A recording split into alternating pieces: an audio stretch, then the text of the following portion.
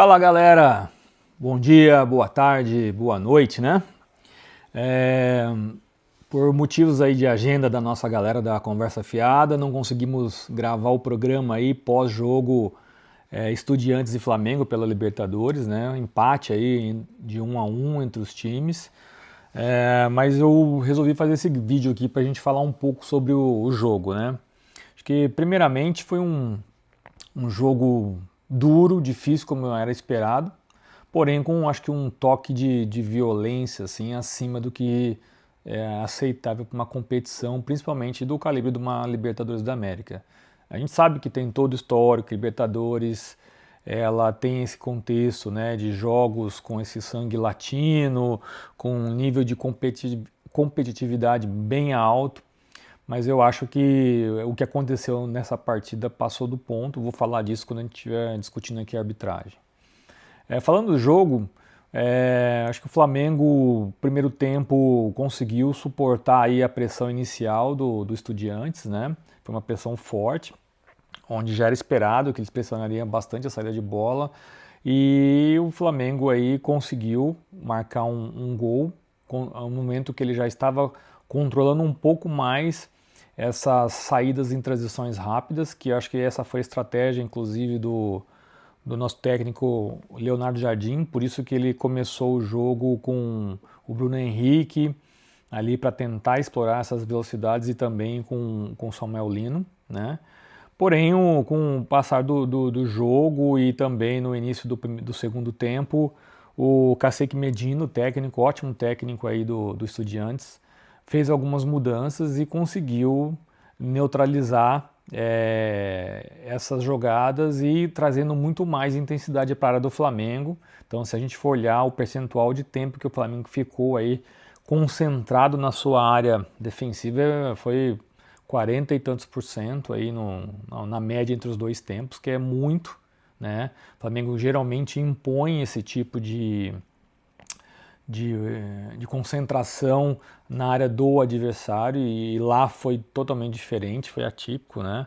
Então eu acho que o Flamengo no segundo tempo foi muito dominado, tanto é que aí a gente poderia ter feito o gol, uma defesa espetacular aí do Muslera, né, goleiro do Estudiantes, mas acho que o Bruno Henrique tinha condição de fazer o gol e na sequência depois mais uma defesa importante dele. E na sequência da jogada de contra-ataque rápido, né, eles conseguiram aí fazer o gol de empate.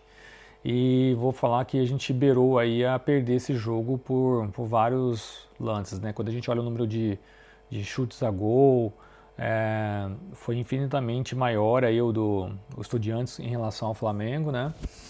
Mas acho que o Flamengo conseguiu resistir bem. Também acho que o Jardim pecou aí no segundo tempo, né? Desde ter demorado demais para fazer as trocas e mudar a estratégia do jogo, né? Fechar um pouco mais ali as subidas dos dois pontas do Estudiantes, né? De um lado Farias, do outro lado Mesa, os laterais pontas que estavam fazendo bastante isso. E então eu acho que vai um pontinho aí, primeira vez que a gente vê aí o nosso técnico, né, numa situação bem mais desfavorável de jogo. Então acho que ele poderia ter feito um pouco diferente e talvez a gente foi penalizado pela essa demora nessa mudança, tanto tática quanto também de alguns jogadores. Dito isto, vamos falar agora um pouco da arbitragem. Arbitragem terrível, árbitro fraco, para não dizer que de repente ele foi mal intencionado, né? Deveria ter expulso aí em dois lances, dois jogadores do Estudiantes num primeiro tempo e um outro lance fortíssimo no segundo tempo, né? Então a gente saiu aí com jogadores, o Bruno Henrique sofreu uma entrada criminosa, assim como o Royal também. E aí também um outro lance que aí mostra um pouco da virilidade do adversário, né? De derrubado o Arrascaeta, que aí infelizmente fraturou a clavícula e vai ficar um tempo aí parado. Espero que ele consiga voltar a tempo para a Copa do Mundo, porque ele é muito merecedor de estar jogando a Copa. Mas a arbitragem muito, muito abaixo, assim, de várzea, sabe, assim, um nível inaceitável para uma competição como Libertadores. E por fim, falando Libertadores em si, né, a questão do VAR, questão de medidas de campo, aconteceu tanto no jogo do Flamengo quanto do Palmeiras. Cara, se a Libertadores quer ter um produto de primeira linha, quer tentar se comparar a grandes torneios europeus, esse tipo de coisa que aconteceu nesse jogo e no jogo lá do Palmeiras também não podem acontecer. Por favor, cara, é algo inaceitável.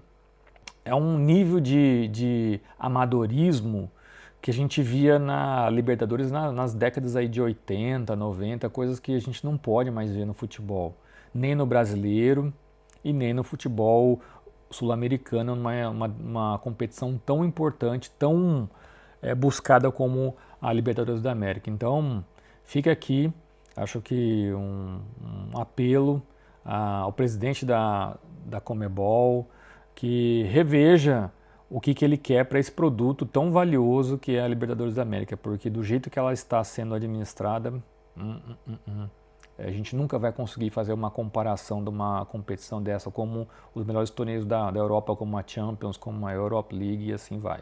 Tá? Então, para não deixar passar nenhuma discussão, nenhum tipo de conteúdo aqui para os nossos amigos da nação que seguem a gente, estou mandando esse vídeo aqui. Obrigado aí pela atenção, não deixem de dar o like, de curtir, de compartilhar, comentar. E amanhã temos o pré-jogo aí do Flamengo e Vasco no Maracanã.